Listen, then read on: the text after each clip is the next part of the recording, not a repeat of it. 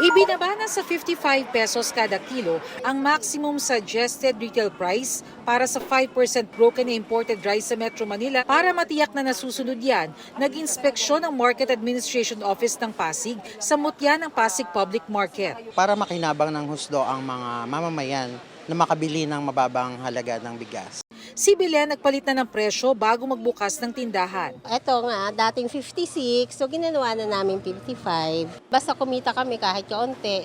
Pero may ibang hindi agad makapagbaba ng presyo. Bababa na lang po namin ang presyo bago mag-February 15 as long as maubos na lang namin yung aming old stock.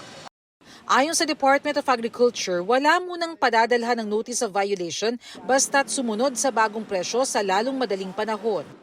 Target din na ibaba pa ang presyo sa 49 pesos kada kilo sa Marso. Yung iba talaga inuubos yung nabiling stock na mas mataas. Palagi naman ganun, we are okay with that.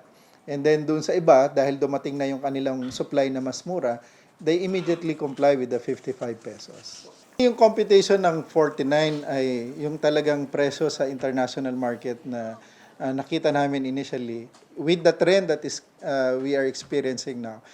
Kaya naman. Sa February 15, sisimula na rin ipatupad ang maximum SRP sa mga probinsya.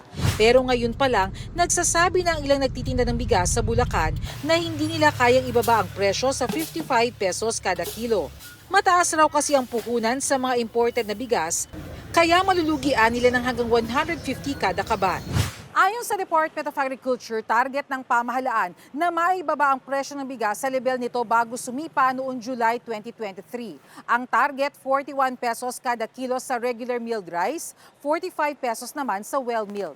Samantala, gaya sa bigas, magtatakda na rin ang maximum SRP sa baboy.